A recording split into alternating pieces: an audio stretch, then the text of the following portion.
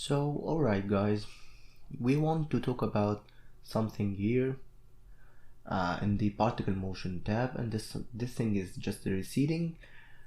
Receding is enabled by default and can't be disabled when you are just here using the narrowband technique for simulations, because this receding just recedes particles in the depth here, as we have talked about before, as we have said before. Okay, so here we have the these two options here which control our receding.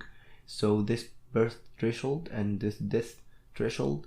Okay, and for this burst threshold we have a value of 0.5. So in a voxel is just a small cube, or the unit of our simulation. Our simulation is just made of voxels, like a picture or an image is made of pixels.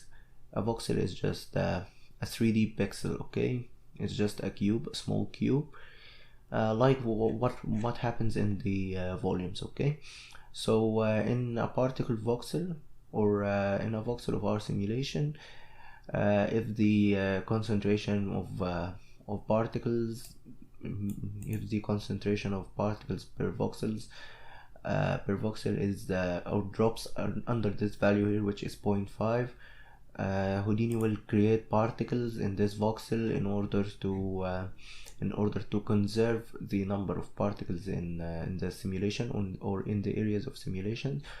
And when the value of a voxel particle concentration raises above 1.5, Houdini deletes particles from these voxels in order to keep the number of particles constant, and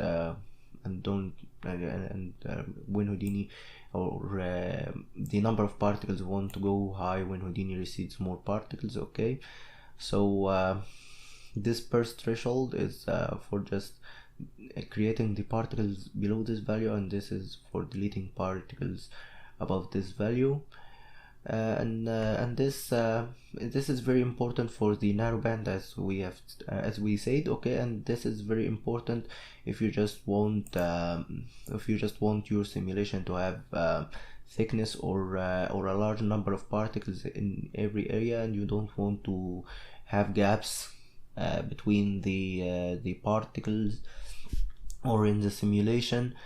So Houdini creates particles whenever there is a gap or artifact. Okay, because simulation is not always very accurate. Okay, sometimes you have gaps in the splashes and you want to fill these gaps with particles, so you can use this recede, and it's very useful sometimes. And sometimes we have to disable it because your simulation is very small scale, or you just want these gaps in the simulation. Okay, so I've just made some tests with the burst threshold. I didn't make tests with this threshold because this burst threshold I think is more important, and it gives you a perfect control, and you can try this one as well. Okay, so here is the burst threshold of 0.5, and this is 0.25, this is 1, and this is this is 0.25, this is 0.5, this is 1.5, and this is 1. Okay, so this is the smallest number. Okay, so here we have 0.25, so you see here many gaps, and here especially in these areas of droplets here. And this is 0.5, more particles are created, and those gaps are more recap. Okay, so here was 1.25, here you see more particles. The changes are very slight, but in production you need to make things very accurate, especially if the camera is too near to the simulation. This will make a very big difference. Okay, so here is the value of one.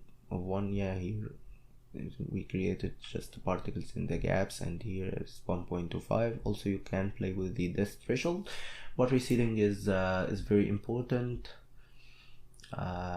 Actually the narrowband is very important and saved me a lot of time.